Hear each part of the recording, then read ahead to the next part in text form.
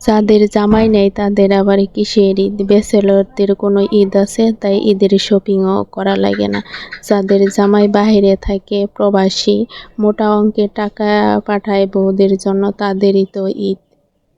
আসসালামু আলাইকুম গাইস, চলে আসলাম আপনাদের মাঝে নতুন আরেকটি ব্লগ ভিডিও নিয়ে। আমার আজকের ভিডিওতে থাকবে কি কি কেনাকাটা করলাম এবং কার সাথে গেলাম সেটাই আজকে আপনাদের সাথে শেয়ার করব। প্রথমে রেডি হয়ে আমি আর আমার কাকি চলে গেলাম আমাদের বাজারে কিছু কেনাকাটা করার জন্য।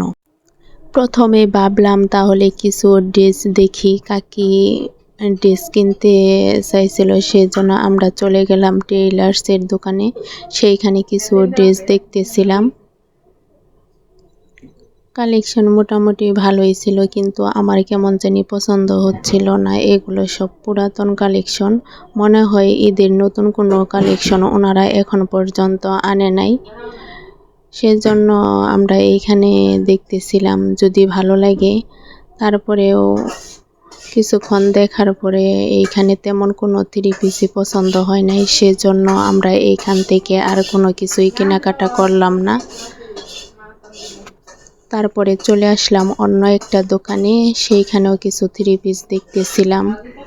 যেটা পছন্দ হয় সেটা দামে পছন্দ হয় না, আর যেটা দামে পছন্দ হয় সেটা থ্রি পিস হিসাবে পছন্দ হয় না। আসলে সাধ্যের মধ্যে আমরা সব কিছু কেনাকাটা করার চেষ্টা করি, যার সামর্থ্য যেমন কেনাকাটাও সেই হিসাবেই করতে হয়।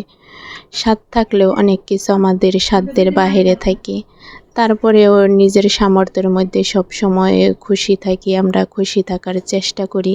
এই থ্রি পিসটা মোটামুটি ভালোই লাগছিল, আমারও আমার কাকিরও পছন্দ হয়েছিল। ভাবছিলাম এটাই নিব, তারপরে অনেক দামাদামি করার পরে দামে পড়তেছিল না। তারপরে এই যে এই থ্রি পিসটাও আমার কাছে ভালোই লাগতেছিল, এটাও ভাবছিল কাকি নিবে, কিন্তু তারপর আবার ভাবলো কেমন যেন হয়ে যায়, তাকে মানাবে না, সেজন্য এটা নেয়নি।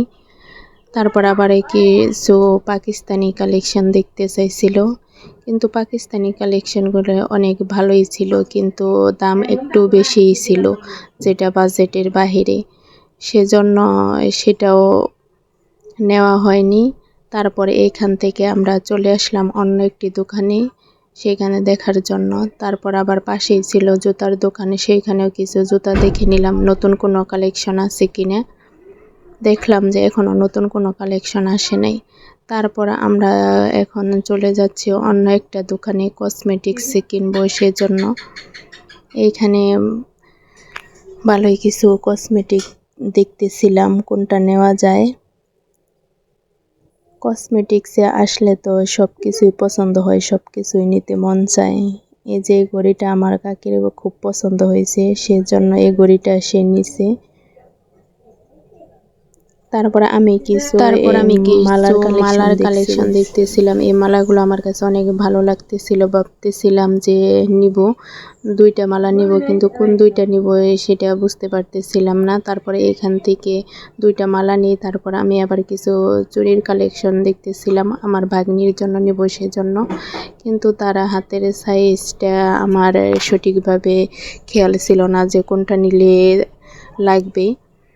তারপরেও আমি এইখান থেকে আর চুড়ি নেওয়া হয়নি, অন্য একটা দোকান থেকে চুড়ি নিয়েছি। এইখানে তেমন কোনো চুড়ি পছন্দ হচ্ছিল না বাচ্চাদের।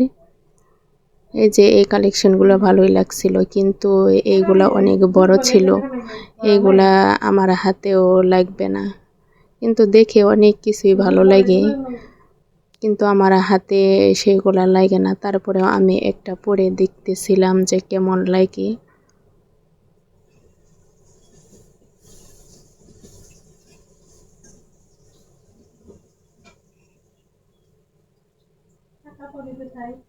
এই চুড়িগুলো অনেক ভালোই ছিল, কিন্তু দোকানদার বুঝতে পারতেছিল না যে কিভাবে খুলবে। আমি হাত বাড়িয়ে দিতেছিলাম যে দেখি আমার হাতে লাগে কিনা, কিন্তু তারপরে দেখলাম যে লাগে না। এটা আমার কাকি নিচে, এই চুড়িটা অনেক সুন্দর আছে, আমার অনেক ভালো লাগছে, আমি দেখতেছিলাম। তারপর আমি একটা চুড়ি দেখতেছিলাম এটা আমার হাতে লাগে কিনা, কিন্তু না, এটা তো চুড়ি না, মনে হইতেছে অন্য কিছু। তারপর আমি চলে আসলাম ফলের দোকানে। এইখান থেকে আমি একটা তরমুজ কিনে নিলাম, আর ভেতরে ঠিকঠাক আছে কিনা সেটা কেটে দেখে নিচ্ছিলাম। তারপরে দেখলাম যে না, মাশাআল্লাহ ভিতরে অনেক সুন্দর কালার এবং ঠিকঠাক আছে। এইখান থেকে তরমুজ কেনা শেষ হলে আমি চলে আসলাম সবজির দোকানে। এখানে কাকি কিছু সবজি কিনবে, সেজন্য আমরা সবজির দোকানে চলে আসলাম। শসা আর করলা নেওয়া হয়েছে।